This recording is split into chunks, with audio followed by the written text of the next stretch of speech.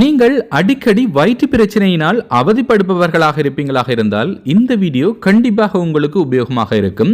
பெண்களாக இருப்பீங்களாக இருந்தால் இந்த மாதவிடாய் காலத்தில் இந்த வயிற்று பிரச்சனை அடிக்கடி ஏற்படுவது வழமை. இதையும் பார்த்தீங்கன்னு சொன்னால் கண்டிப்பாக இந்த மெத்தட் மூலம் நீங்கள் ட்ரை பண்ணி க்யூர் பண்ணி கொள்ளலாம். சில சந்தர்ப்பத்தில் சர்க்கரை நோயாளிகளாக இருப்பீங்களாக இருந்தால் இவர்களுக்கு இந்த வயிற்று பிரச்சனை அடிக்கடி ஏற்படும். கூடவே இந்த ஜீரண பிரச்சனை உள்ளவர்களுக்கு கூட இந்த சொல்லப்போட இந்த ஹோம் ரெமெடி ஒரு எளிய தீர்வாக அமையும். கண்டிப்பாக இந்த வீடியோவை மிஸ் பண்ணாம அப் டு எண்ட் வரைக்கும் பாருங்க.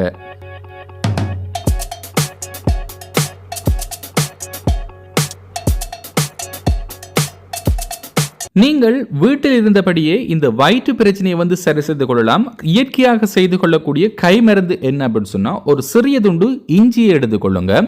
இந்த இஞ்சியை நன்கு அரைத்து பார்த்தீங்கன்னு சொன்னால் ஒரு தேக்கரண்டி தேனினை சேர்த்து கொள்ளுங்க. இரண்டையும் பார்த்தீங்கன்னு சொன்னால் நன்கு மிக்ஸ் செய்து கொண்டு இதனை பார்த்தீங்கன்னு சொன்னால் நீங்கள் சாப்பிட்டு விட வேண்டும். இது உங்களுடைய வயிற்று பிரச்சனை, வயிற்று கோளாறு, அஜீரண கோளாறு, மேலும் பல வயிற்று உபாதைகளை சீக்கிரமாகவே பார்த்தீங்கன்னு சொன்னால் சரி செய்துவிடும்.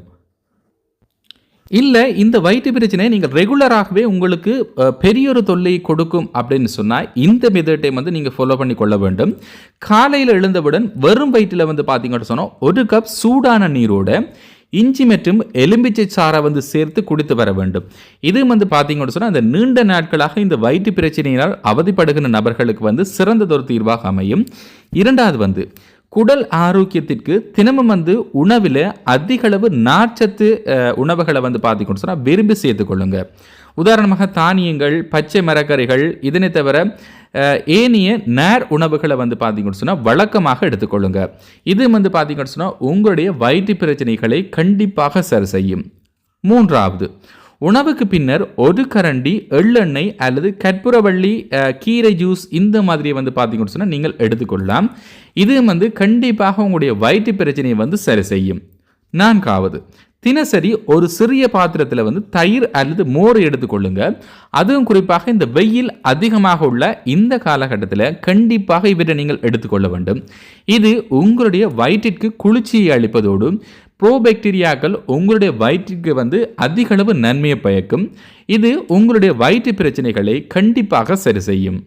ஐந்தாவது, இரவு நேரங்களில் ரொம்ப சீக்கிரமாகவே உங்களுடைய இரவு உணவுகளை எடுத்துக்கொள்ள வேண்டும். உதாரணமாக இரவு 8 மணிக்கு முன்னர் உங்களுடைய இரவு உணவு நீங்கள் எடுத்துக்கொள்வது ரொம்பவே சிறந்தது. அதாவது தூங்குறதுக்கு முன்னாடி அட்லீஸ்ட் ஒரு 2 hours முன்னாடி உங்களுடைய இரவு சாப்பாட்டினை நீங்கள் முடித்துக்கொள்ள வேண்டும். இதன் மூலம் இந்த அஜீரண கோளாறு, இதனை தவிர வயிறு ஊதுகின்ற பிரச்சனைகள், வாய் தொல்லைகள், இந்த மாதிரியான பிரச்சனைகளில் கண்டிப்பாக இருந்து விடுபட முடியும். சிறந்த தீர்வை இதுவும் உங்களுக்கு வழங்கும். ஸோ ஃப்ரெண்ட்ஸ், இந்த மாதிரி குட்டி குட்டி ஹெல்த் டிப்ஸை நீங்களும் தெரிஞ்சுக்கொள்ளணும் அப்படின்னு சொன்னால் இந்த வீடியோவை கண்டிப்பாக லைக் பண்ணுங்கள், கமெண்ட் பண்ணுங்கள். அப்படியே நம்மளுடைய சேனலையும் மறக்காமல் சப்ஸ்கிரைப் பண்ணுங்கள். மேலும் ஒரு நல்ல தொகுப்பில் சந்திக்கலாம். அதுவரை உங்களிடமிருந்து விடைபெறுவது உங்கள் சர்வேஷன். நன்றி.